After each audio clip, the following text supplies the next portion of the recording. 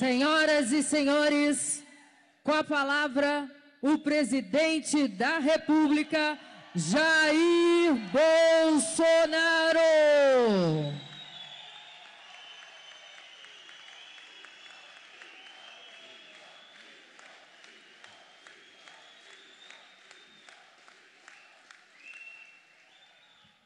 Boa tarde a todos. É uma satisfação muito grande voltar ao nosso estado do Paraná. Um dos estados, segundo o Ricardo Barros, ele tem razão, que eu mais visitei. Vamos sentar, por favor. Só seguir um pouquinho do protocolo, porque ninguém faz nada sozinho. Eu quero agradecer a bancada do Paraná, que está nos acompanhando hoje, em parte, que colabora com a missão do governo. Eu até me dirigiria aí à nossa querida prefeita, né? E ela sabe como não é fácil administrar um município. Por melhor que seja um município nas questões de finanças, entre outros. Imagine administrar um país, ainda mais um período pós-pandemia. Então, contamos com um apoio muito grande no parlamento, dos deputados, né? Aline Sleutz, eu agradeço o convite para vir aqui. Você não sabe o que é um convite da Aline, você tem que aceitar. Haroldo Martins, Felipe Barros, desde 2017 já conversava com ele, 2018 passei por aqui, ele estava presente. Então, um aliado de primeiro momento. Jacobo, Pedro Lupion, conheço muito o pai dele, meu colega parlamentar lá em Brasília. Ricardo Barros, ele continua no PP, né? Eu estou sem partido, estou solteiro por enquanto. Eu estou solteiro. Então, tem 3 pessoas, 3 entidades que querem casar comigo. Um é o PP do Ricardo Barros aí. Prezado Romã, Sérgio Souza, e também pessoas que colaboram muito conosco em Brasília. Pessoas que muitas vezes passam desapercebidas, mas contribuem grandemente com o trabalho nosso. Que é o Naban Garcia, secretário de Assuntos Fundiários. Estamos fazendo uma revolução no Brasil na distribuição de títulos da reforma agrária, né? O documento definitivo para as pessoas, que sai do jugo, sai da escravidão do MST. O Pedro Maranhão também, secretário nacional de saneamento. Isso tem colaborado bastante na questão do clima, uma nova dinâmica nós impulsionamos. Estamos indo muito bem lá em Glasgow, como fomos muito bem na Itália. A prezada Fabiana também, que é do Serviço Patrimônio da União. E por falar Itália, acho que o momento é oportuno, né? Tendo em vista termos heróis brasileiros vivos. Né? Na última sexta-feira, junto com o João Roma, entre outros, desembarcamos em Roma para cumprir uma missão junto ao G20. No nosso entendimento foi, como sempre, nós brasileiros somos muito bem recebidos em qualquer lugar do mundo. Inclusive, acreditem, né? Até contei a história aqui, deve estar sabendo. No sábado, estava num salão grande, só tinha autoridades e intérprete, mais ninguém. 0 imprensa. Né? E fizeram muito bem. Né? E, dado momento, sem querer, eu pisei no pé da Angela Merkel e ela falou, só podia ser você. Eu fiquei feliz, porque ela me reconheceu. Né? Ela sabia quem eu era. À noite, quis o destino que entre eu e ela ficasse o primeiro-ministro da Coreia, e ali, então, basicamente, eu e ela conversamos por quase 40 minutos. É uma pessoa completamente diferente do que a gente pensa, do que a gente vê na televisão. Parece sempre uma mulher sisuda, né, de poucos amigos, mas ficou por 16 anos na frente do seu país, e no final da conversa, se tivesse uma banda ali, né, eu ia dançar algo com ela, com toda certeza. Então, uma pessoa que é a segunda vez que havia conversado com ela, mas que deixou uma imagem fantástica, diferente daquilo que pensam dela, como alguns pensam de mim aí fora. Eu, por 3 momentos, fui passear, sim, passei, era sábado e domingo, né, o evento sábado e domingo, na folga passei por Roma, visitei alguns pontos turísticos, juntamente com os ministros, algumas pessoas estavam comigo. As pessoas nos reconhecem, tiram fotografias, gostam do Brasil, são apaixonados por nós. E turistas de toda a parte do mundo, inclusive um grupo de jovens senhoras de 60 anos, russas. Tá? Então, é algo fantástico o que é o Brasil. E cada vez mais eles estão entendendo o quanto o Brasil representa para o mundo. Cada 5 pessoas lá fora, uma é alimentada por nós. Vem de vocês, em grande parte, do agronegócio. Então, isso é muito gratificante para nós. O agronegócio vai bem. Teve um impulso lá atrás, na época do presidente Emílio Garrastazu Médici, com o ministro Aulice Paulinelli, e está tendo um grande impulso agora com a ministra Tereza Cristina. Nós somos exemplo, nós somos solução para o mundo e não problema. E no espectro mundial, o Brasil é responsável por menos de 2% da produção de gases de efeito estufa. Então, nós somos exemplo. Somos uma das 10 maiores economias do mundo. Apenas 9% do nosso território é usado para agricultura, em torno de 19% para pecuária. Somos exemplo. A nossa Amazônia é preservada. A gente leva isso para fora. Os poucos movimentos de protesto contra mim, lá fora, eram de brasileiros. É impressionante, o cara vai daqui para lá, bancado por alguém, obviamente, né, para protestar contra a gente. Tinha sempre meia dúzia na frente do hotel. Daí eu comecei a sair pelo fundo. Para que sair para enfrentar uns histéricos deles, juntamente com parte da mídia também histérica? Saímos pelos fundos do hotel e, naquele momento de folga, íamos lá comer uma pizza. Olha a crítica que eu recebi. Na pizzaria, em vez de aceitar café, tomou uma Coca-Cola. Você deve ter ouvido isso. Eu não pedi tubaína porque não tinha.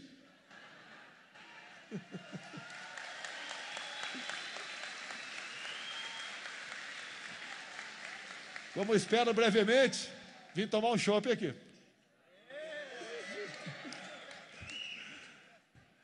E um dos momentos que mais nos marcou lá foi a visita ao cemitério de Pistoia, né? Cemitério lá de brasileiros. Graças a Deus, seu Odorico aqui está entre nós. Atravessaram o Atlântico, em 43, em torno de 25 mil brasileiros. A grande maioria, 17, 18, 19 anos. Naquela época, você se alistava com 16 anos de idade.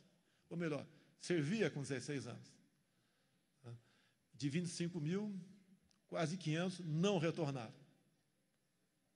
O senhor Odorico está hoje aqui, um herói vivo entre nós, 101 anos. E olha só, hein, pessoal, pessoal mais novo aí, comemora também 77 de casado.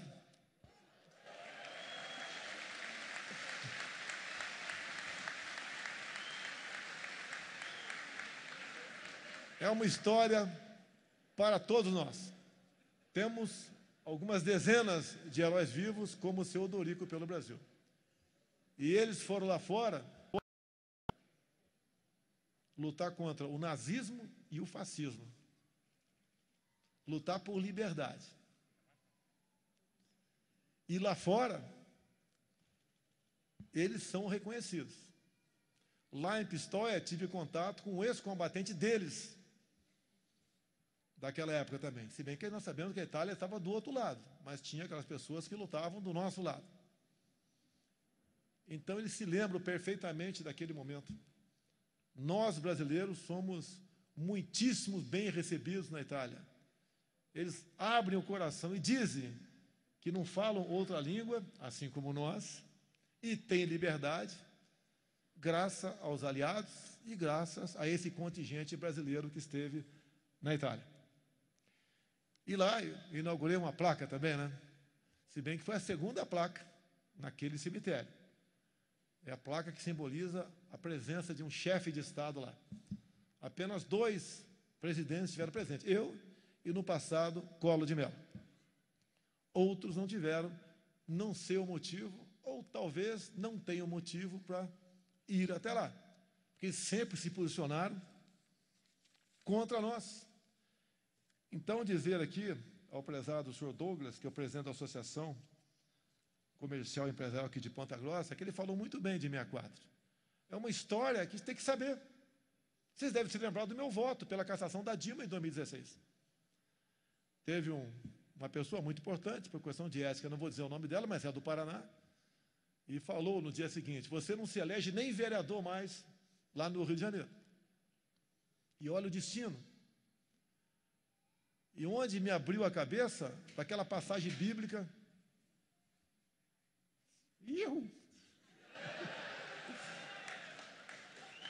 aquela passagem bíblica do João 8,32.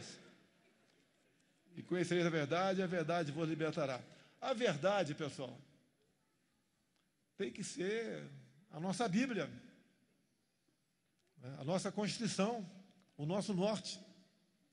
Nenhum casamento, nada se sustenta com mentiras.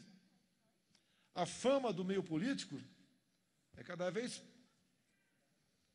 mais agravada pela questão da mentira. Mas isso não é uma regra para os políticos. Nós não podemos, por uma minoria, tomar como se fosse a maioria. Nós vamos nos libertando. Quem esperava eu ser presidente da República? Eu sei que agora é fácil falar. Tá, mas aconteceu. Eu confesso, já falei para o Ricardo Barros. Tá? Eu me candidatei, tinha um objetivo, sim, pretendia, mas não me iludia, achava que dá dificuldade. Sem partido, sem televisão, uma facada no meio do caminho. Falar em facada, vai ser reaberto o processo. Agora, vamos ter quebra de sigilo telefônico, fiscal, imagens. Agora vamos ter tudo isso na frente. Vamos chegar realmente no final da linha. Foi da cabeça dele aquela tentativa ou não? Eu acho que não. Até pela estrutura que ele tinha junto de si. E agora a Polícia Federal, né, tem um bom comandante. Temos um bom ministro na Justiça. Diferente lá do passado. Né? E não queremos a verdade por revanchismo. A verdade pela verdade. Né? Lá atrás eles não queriam, até hoje não querem, desvendar o caso Celso Daniel. Me interessa desvendar o caso Marielle, me interessa o caso Jair Bolsonaro em Juiz de Fora. Temos a verdade. Isso é salutar para todos nós. A verdade tem que ser realmente o nosso norte. Então, depois de saudar aqui o nobre Odorico, né,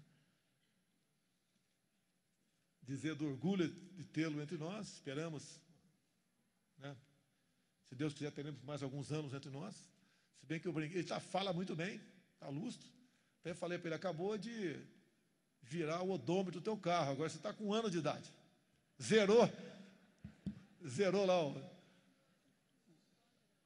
a quilometragem dele, obrigado. Tá certo? Aqui também no começo, algumas crianças de escolas cívico-militares me homenagearam. Fiquei muito feliz. Não adianta falar educação se você não começar com hierarquia e disciplina. Até dentro de casa. Tem que ter hierarquia e disciplina. Nessa semana, o Major Vitor Hugo, que é deputado federal, por Goiás, conseguiu uma aeronave KC-390. Foi sábado último e veio com uma garotada, saiu de Brasília, saiu de Goiânia, e fui até Pirassununga visitar a Academia da Força Aérea. O Estado de Goiás, aproximadamente 15 anos, tem essas escolas, não cívico-militares, mas escolas militarizadas pela Polícia Militar, assim como o Estado de Amazonas. E essa garotada, quase todos, passam nas provas que são submetidos. E não são diferentes de outras crianças de outras escolas. Só que lá é lugar de você aprender. Não é lugar de mexer com o celular, não é lugar de namorar, né, de fazer brincadeiras esquisitas no intervalo, se levanta quando o professor está na sala de aula. Há exemplo de colégios militares nossos pelo Brasil. Durante a campanha, eu falei que queria construir em cada capital de estado, onde não houvesse um colégio militar do Exército, fazer um. A pandemia deu um golpe na gente. Estamos aí quase no final da conclusão do Colégio Militar de São Paulo. Esperamos no futuro, né, concluir isso aí, porque é um exemplo. Há uma luta muito grande. A maioria dos pais querem que os filhos integrem as escolas. Porque todos nós, pais, queremos nossos filhos melhores do que nós. E é coisa que, infelizmente, não vem acontecendo isso já ao longo de algum tempo. O Tarcísio aqui, conversei com ele rapidamente, não vou ser muito longo, né? Sobre obras aqui no Paraná. Além do que já foi anunciado aqui, o Tarcísio, em comum acordo com o governador Ratinho, um grande aliado nosso nessas questões, mandou ontem para o Tribunal de Contas da União, né, uma proposta final, que espera que seja homologada, para que 3.300 quilômetros de estradas do Paraná sejam federalizadas, vamos assim dizer. Isso envolverá 44 bilhões de investimento em 7 anos. Serão também 10 contornos e 1.780 quilômetros de duplicação. Vale lembrar que nos últimos 7 anos, apenas 60 quilômetros foram duplicados no Paraná. E nos próximos 7, com esse trabalho dele, junto com o governador Ratinho aqui do Paraná, nós passaremos para 1.780 quilômetros. Por que o Tarcísio trabalha de forma tranquila? Primeiro, é que ele é competente. Outra, que a indicação foi por critério técnico. É comum, de vez em quando, alguém achar que deve substituir um ministro. É comum, faz parte da regra do jogo. Ninguém nunca pediu para mim para substituir o Tarcísio. Assim como ninguém nunca pediu para substituir o João Roma, que está aqui. Porque são pessoas que apresentam o serviço na ponta da linha. É isso que vocês querem. Como hoje tive por telefone com o nosso astronauta, uma pessoa fantástica. Ninguém tem, com todo respeito a todos nós aqui, o conhecimento e a capacidade que ele tem.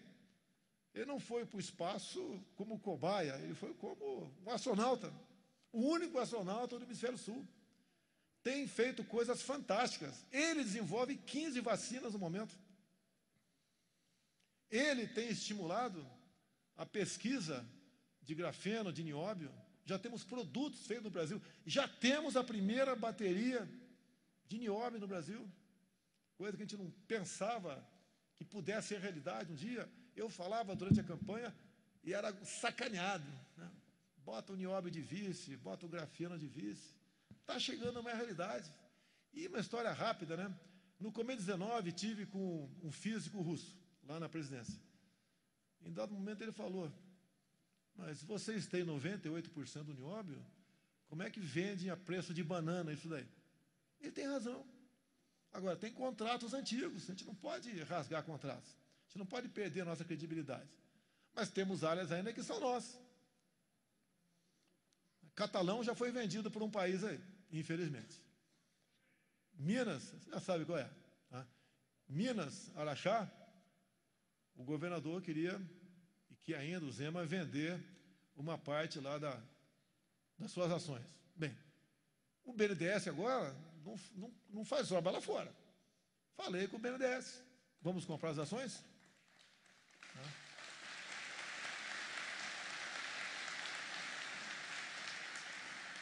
Sobrevoei o ano passado a região do Morro dos 6 Lagos, estado do Amazonas. Uma área também riquíssima em nióbio. Eu não posso falar tudo, mas vinha discutindo com um grande chefe de Estado, nós explorarmos junto aquilo, e como está dentro de uma reserva indígena, me desculpa aqui, eu sou obrigado a falar isso, mesmo alguns achando que é fraqueza, mas eu acho que é sinceridade. Só poderíamos explorar aquilo com um país bélico nuclear do nosso lado. Ou vocês acham que até internamente a gente vai ter condições de explorar aquilo lá? E outra, agregando valor. Quando estive no Japão, em 2019, olhem só como são as coisas, né? Eu tinha conhecimento, pedi para um vendedor de bijuteria fosse me visitar. Sou gay não, tá, pessoal? Não sou contra quem é também, não. Cada um aí cuida da sua vida aí. E ele trouxe um montão de bijuteria, de nióbio. Uma correntinha de nióbio, doeu o meu coração, paguei $1.000. Dá para imaginar? $1.000, uma correntinha de nióbio, bem fininha. Eu perguntei, por que é tão caro assim? Ele falou que tem gente que tem alergia a ouro e não tem ao nióbio. Eu nunca tinha ouvido falar que alguém tinha alergia a ouro. Mas, dado a têmpera da qual é feito aquele material, tem uma cor diferente, umas cores bonitas, fantásticas. As mulheres adoram, né? Eu estou traindo meus colegas homens aqui agora, sei disso. Tá? Mas as mulheres adoram quando vem esse material. Mas olha só, algumas poucas dezenas de correntinha, que vão pesar aí, talvez 300 gramas, se compra 1 tonelada de nióbio. Vale a pena falar para vocês, né? Quando eu estive em Araxá, eu acho que foi em 2017, fui sozinho lá, até começo de 2017 eu andava sozinho pelo Brasil. Entrando ali no retão, tinham umas 40 bandeiras de vários países. Eu fiquei pensando, pô, 40 bandeiras, né? Temos quase 200 países no mundo, por que não tem outras bandeiras? E tinha países, obviamente, se se fala em 40, que economicamente estão bem abaixo de nós. Eu perguntei, quem são essas bandeiras aí? São os países que importam o nióbio nosso. Mas eu falei, naquela época, 2016, 2017, mas não tem tecnologia para estudar o nióbio? Ele falou, presidente, talvez eles façam reserva estratégica. Nós não temos 1 quilo de nióbio a título de reserva estratégica no Brasil. Dá para mudar as coisas, mas não vai ser de uma hora para outra. Já falei que temos a bateria de nióbio. E o cara pode perguntar, e daí, né? Aquele daí famoso meu, né? E daí? O que tem a bateria de nióbio em relação às outras? Ela pode ser recarregada em poucos minutos. Enquanto você para no posto de combustível, vai tomar um café e volta, o teu carro já tem uma autonomia para mais 500 quilômetros. Temos pressa nisso. Podemos nos tornar, brevemente, né, grande parte, não mais dependente do petróleo. Esse é o Brasil. Ninguém tem o que nós temos.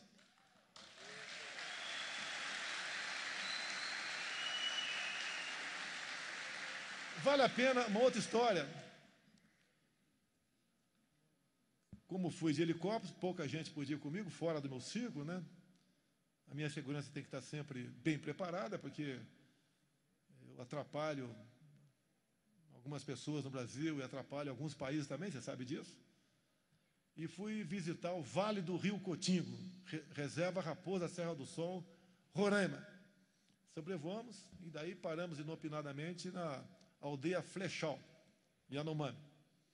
Fomos muito bem recebidos.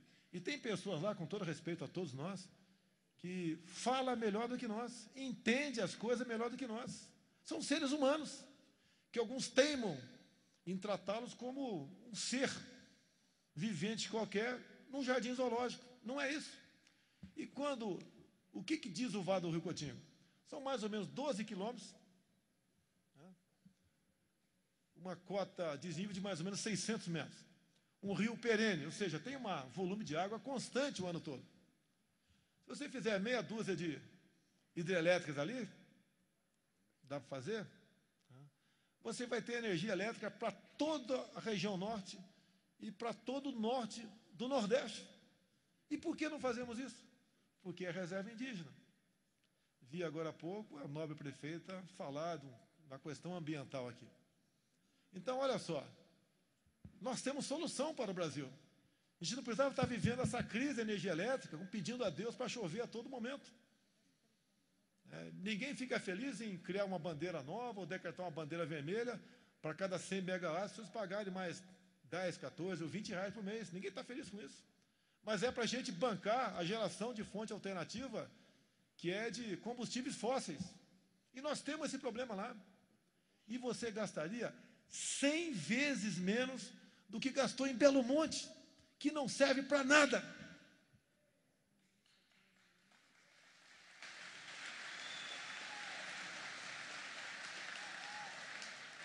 Belo Monte, foco de corrupção e herança também da querida Marina Silva, que não pode, olha a perereca, olha a rã, olha o peixinho. Ninguém quer passar por cima de tudo, ninguém quer destruir o meio ambiente. Mas entre uma perereca e a nossa vida, a gente fica a nossa vida. Ou não é?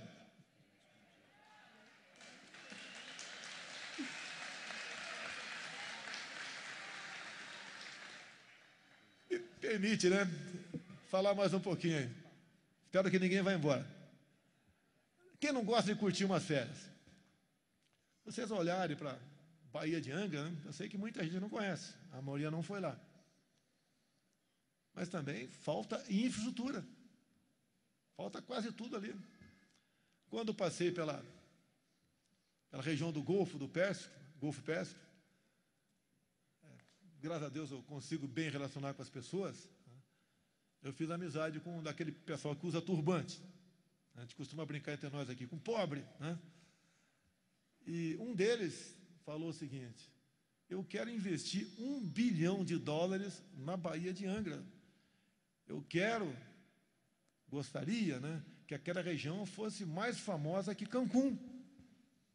Quem anda por lá, como eu já andei muito por lá, que eu sou do Rio de Janeiro, lá tem uma água transparente, são centenas de ilhas, não tem onda, água quente. Dessas ilhas, muitas delas com praias, uma coisa fantástica. Mas, né, criaram a Estação Ecológica de Tamoio. 29 acidentes geográficos, no raio de 1 quilômetro. Se você estiver morrendo afogado, não vá para a ilha. Você vai pegar uma multa impagável. Não tenta nada em direção à África, que fica melhor. Agora, para você desmarcar uma reserva dessa, que foi demarcada com um decreto, e é comum, né? O que desfaz um decreto da prefeita aqui? É um outro decreto dela. Ou um projeto de decreto legislativo aí da Câmara Municipal. Mas o decreto ambiental, quem revoga, é uma lei. Daí vem os lobbies. A gente não consegue. Eu não apresentei o projeto ainda, por quê? A gente conversa antes, conversa com o Ricardo Barros, conversa com o Arthur Lira, né, conversa com as pessoas lá. Tem clima para a gente apresentar um projeto? Para a gente apresentar e não ter sucesso, complica. Olha o que nós estamos perdendo. Cancún, se eu não me engano, dá mais de $10 bilhões de receita anual. Nós poderíamos ter algo parecido com isso. E o custo é zero. O investimento de fora vai ser utilizado por muita gente que vem de fora para cá. Olha o potencial que nós temos. Rio Cotingo, Baía de Angra. Com toda a certeza, o Paraná deve ter alguma região também dessa forma. Quando se fala em agronegócio, eu trouxe uma tranquilidade para vocês. E tem que ser relembrado, que o pessoal acha que as coisas acontecem por acaso. O que eu levo de porrada, tá, que vocês nem sabem, em defesa do agronegócio. Pergunta se eu demarquei alguma reserva indígena.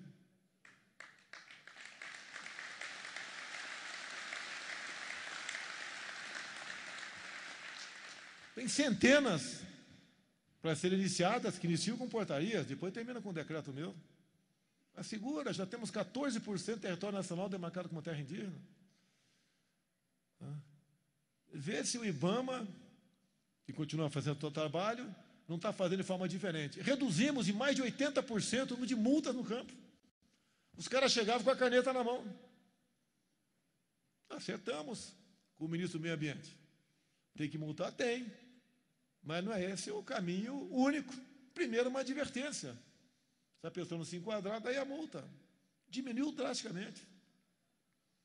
Junto aí com essa bancada que está aqui, de parlamentares, o ano passado conseguimos a posse estendida da arma de fogo. Ou seja, o homem do campo podia ter a sua arma dentro da casa dele, graças ao parlamento.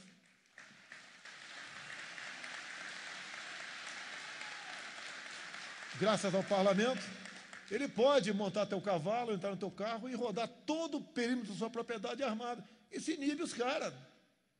A propriedade não é privada? Se alguém entrar na tua casa ou tua fazenda, o tratamento tem que ser o mesmo. Ou não?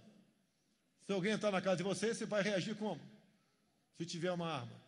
Alguns me acusam, né? Que é armar o povo. Olha, todas as ditaduras foram precedidas por campanhas de desarmamento. Eu estou fazendo o contrário. Me acusavam, né? Vai ser ditador. Queriam que eu fizesse algo anormal no dia 7 de setembro. Estamos dentro das 4 linhas e eu não admito alguém jogar fora das 4 linhas contra o governo.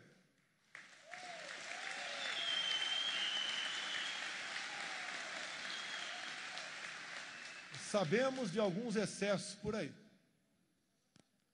Mas uma coisa, eu puxei na Bíblia também.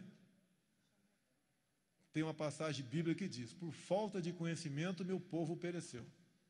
Não basta um homem querer mudar o Brasil, ou uma mulher, mudar o município. Vocês têm que estar cientes das consequências dos atos do presidente ou da prefeita. Então, alguns estão sofrendo? Estão. Sofrendo injustiça? Estão. Aí vai chegar ao fim.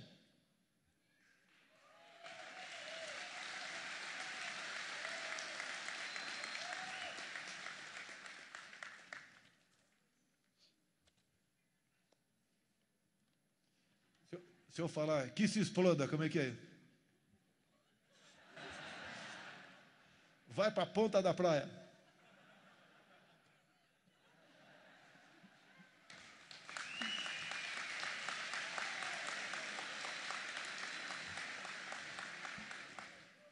Vocês querem ver uma coisa? Vocês têm aqui Itaipu Binacional. Antes de assumirmos, pouco se investia de Itaipu no estado do Paraná. Pergunte ao governador Ratinho, ao Ricardo Barros, a bancada que está aqui, o que eles acham da Itaipu Binacional hoje em dia, com o nosso governo. O ano passado investimos 2,5 bilhões. Extensão do aeroporto de Foz do Iguaçu, que já está em condições de recebermos aviões internacionais. A segunda ponte com o Paraguai, que fica pronta o ano que vem. Devemos aí brevemente lançar o edital da outra ponte de Porto Murtinho, lá do Mato Grosso do Sul, mas indiretamente ajuda o estado do Paraná também. O nosso trabalho de duplicação de algumas pistas, de conservação de outras, de aproximadamente 40 municípios, ali é mais noroeste, né? Noroeste do Paraná. Boiadeira, como é que é? A boiadeira também. Então, pessoal, o que é? Estatal. Como eram estatais no passado? Vocês pegarem o prejuízo das estatais em 2015, vocês sabem quem era presidente naquela época, né? O prejuízo de 2015 e pegar o lucro de 2020, dá aproximadamente 100 bilhões a diferença. Para onde ia essa grana? Das estatais. Vocês estão pagando a gasolina cara? Estão. Tá? O preço da gasolina está custando R$ 2,38. Agora, podia ser mais barata na Petrobras? Poderia. Mas estamos pagando uma conta bilionária daquelas 3 refinarias que não foram feitas no passado. Caiu no meu colo pagar essa conta. Agora, mesmo a 2,38 não justifica chegar a 7 na ponta da linha. E nós estamos provocando governadores no bom sentido. O imposto federal do álcool, do diesel, da gasolina, é exatamente o mesmo valor de janeiro de 2019. Eu não reajustei. É um valor fixo. Já o ICMS é um percentual. Toda vez que sobe o valor na ponta da linha. E o que é pior? O ICMS, aí todos os governadores fazem, é em cima do valor final na bomba. Ou seja, o ICMS incide em cima do imposto federal também, na margem de lucro do posto, no frete e no próprio ICMS. Temos um projeto, passou pela Câmara, não como da forma original, mas foi um certo avanço, que está no Senado. Vai diminuir um pouco o valor do combustível. Mas o que nós queremos, sabendo já da questão da Câmara, que eu não podia ir além daquilo, porque eu passei pela Câmara, a Câmara não é um quartel. O que o Arthur Lira quer, ele aprova. Não é assim, ele tem que negociar. Parabenizo a Câmara, né, que foi no limite. Ajudou um pouco nessa questão. Mas o que nós queremos é um valor fixo para o ICMS, de acordo com a emenda constitucional de 2001. Eu quero que você chegue no posto e olha, preço na Petrobras é tanto, o frete é tanto, margem de lucro, imposto federal e imposto estadual, para começar a criticar. O pessoal vem dando um cacete em mim. Tem que ter conhecimento. Onde é que está quem é o vilão dessa história? Ou quem está cobrando além do normal para criticar? Eu tenho página, eu opero o Facebook, né?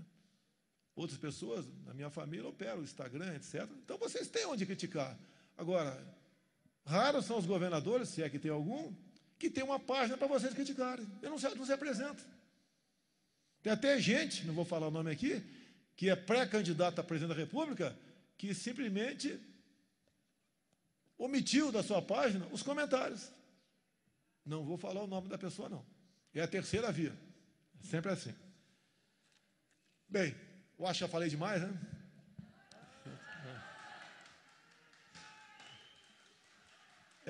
Eu quero dizer a vocês que devo a Deus a minha vida e também a Ele que, pelas mãos da grande maioria de vocês, me deram essa missão de estar na frente do Executivo. Não é fácil. Tá? Não é fácil.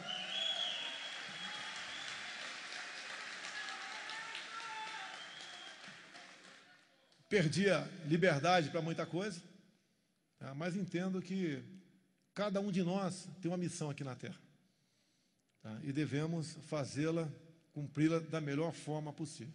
Jamais esperava, como disse a Aline aqui, né? Vereadora. Aline, eu jamais esperava ser vereador no Rio de Janeiro, e acabei sendo vereador no Rio de Janeiro. Quem podia imaginar ser presidente? Nem imaginava ser deputado federal. Fui por 28 anos, no PP do Ricardo Barros. Muita gente fala, o Centrão. Votaram num cara do Centrão.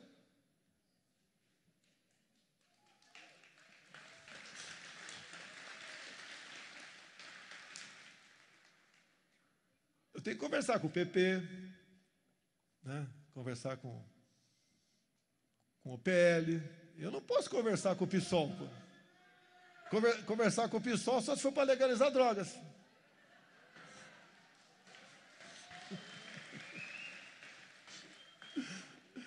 Assim é prefeito aqui. Vocês nunca vão ter um prefeito 100%. Se tivesse, ela ia para o céu. Eu espero que ela vá, né? Mas daqui a uns 40 anos, 50. É a mesma coisa, eu estou na iminência de decidir, tem 3 partidos me namorando, né? Por enquanto eu sou bonito, não sei amanhã, né? E vou ter que decidir por um, e estou negociando, né? Com os 2 que deixar de lado, não dá pancada em mim, pô. Tá certo? Que nós todos temos um compromisso com o futuro de vocês. Uma decisão errada minha, um voto errado num parlamentar aqui, as consequências caem no colo de vocês. Tá certo? O ano que vem tem eleições. É natural, a renovação é bem-vinda no Executivo, Legislativo. E tem renovação também, pessoal, presta atenção, no Judiciário. Tá?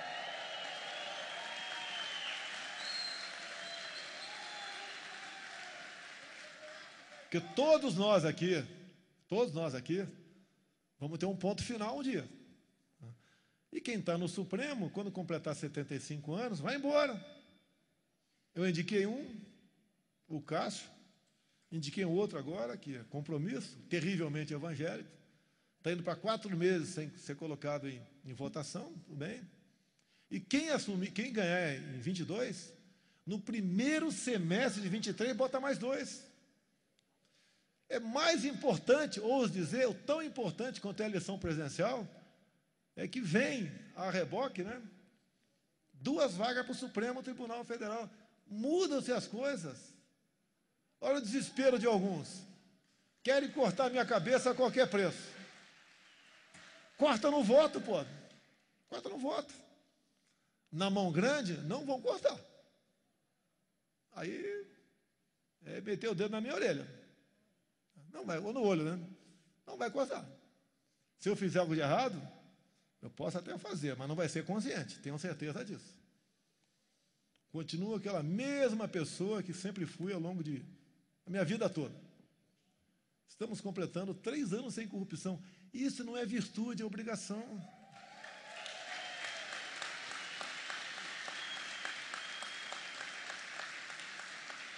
O ano passado eu falei, para mim não funciona a Lava Jato. Aí falaram, quer acabar com a Lava Jato. Bando de idiota, né? Se um presidente pudesse acabar, aquele outro tinha acabado.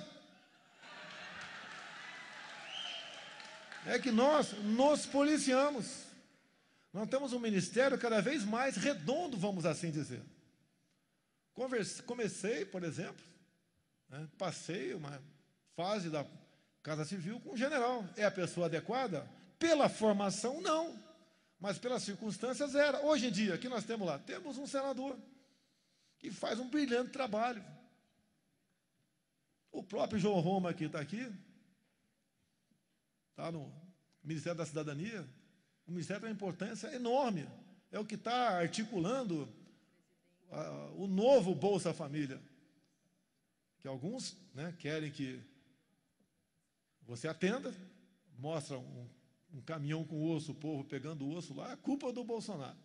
Eu não fechei nenhum botequim no Brasil. Eu não tirei emprego de ninguém. Não decretei toque de recolher. Eu sempre falei que tínhamos dois inimigos, o vírus e o desemprego. E olha como o governo trabalhou bem. Terminamos 2020 com mais pessoas com carteira assinada que 2019. Agora, os informais, a gente calculava 40 milhões de pessoas, né? O número passou a ser um pouco maior.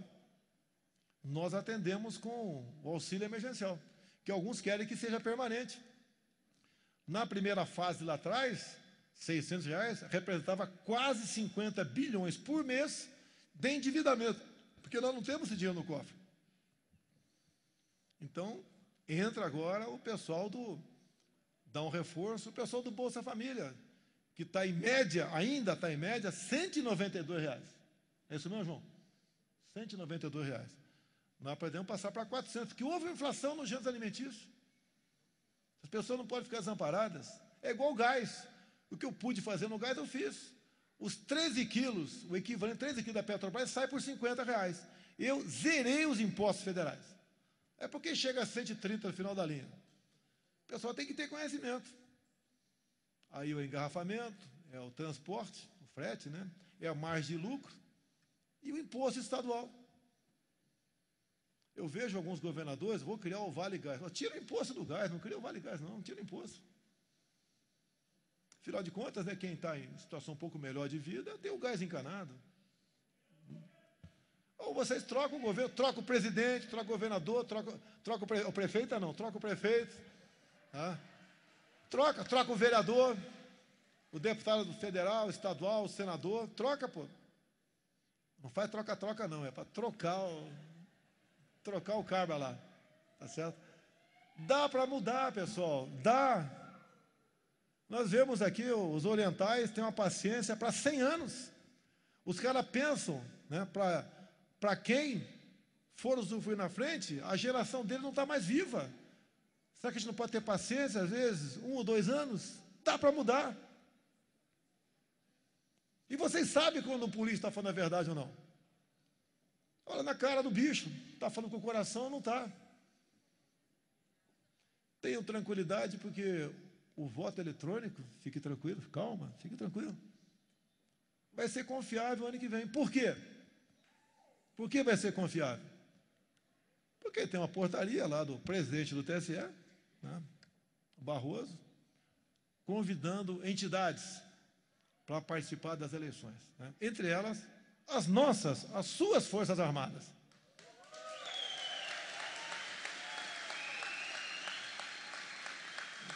E eu determinei ao ministro da Defesa, General Braga Neto, que já que fomos convidados, aceitamos. E passamos a acreditar no voto eletrônico. E nós, das Forças Armadas, com as suas equipes de inteligência, participaremos de todo o processo eleitoral. Lá do código-fonte até a sala secreta. Não seremos moldura. Eu acho que é isso que o ministro Barroso quer. Então, teremos um voto confiável ano que vem. O ideal é o impresso, o ideal. Mas o eletrônico, dessa forma, com a nossa participação, assim como tem outras entidades confiáveis também, tem umas 10. E nós estamos jogando juntos. Agora vai dar certo. Agora, até há pouco tempo, não era assim que era feito. Então, dava margem a suspeições, a críticas. Creio que isso seja um capítulo encerrado. Agora, por outro lado, há 3 anos não converso com o deputado Francisquini. A cassação dele foi um estupro. Por ter feito uma live 12 minutos antes, não influenciou em nada. Ele era deputado federal. Foi uma violência, mesmo que porventura alguém não goste dele aqui. Eu digo, há quase 3 anos não conversava com ele, um deputado estadual, tem contato conosco, raramente conversava com o filho dele em Brasília, mas aquela cassação foi uma violência contra a democracia.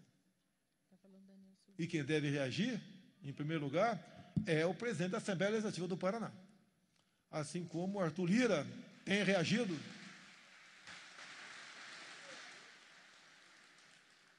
Como o Arthur Lira reagiu quando aquela CPI do Renan Calheiros indiciou, ou botou nesse relatório, alguns deputados federais.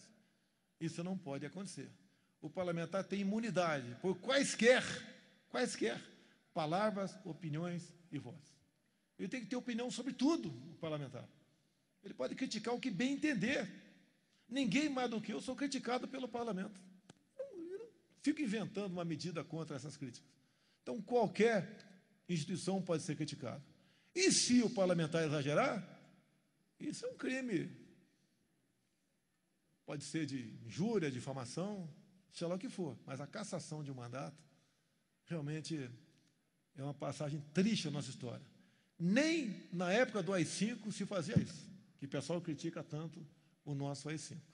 E o parlamentar tem que ser preservado. E se você não gostar do parlamentar, não vote nele nas próximas eleições. E se tiver que caçar o parlamentar, quem vai caçar é a própria Câmara, o próprio Senado. Não podemos deixar permitindo isso, porque quando menos se espera, alguém querida por você vai estar nessa mesma situação. Repito, há 3 anos não converso com o Francisquini. Não sei como é o trabalho dele aqui no Paraná, mas eu defendo o mandato dele e lamento o acontecido no TSE. Meus amigos, muito obrigado pela oportunidade. Desculpa tomar-lhes o tempo.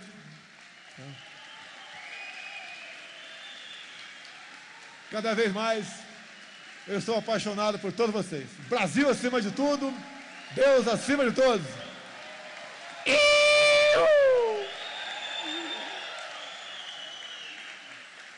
Está encerrada esta cerimônia. Boa tarde.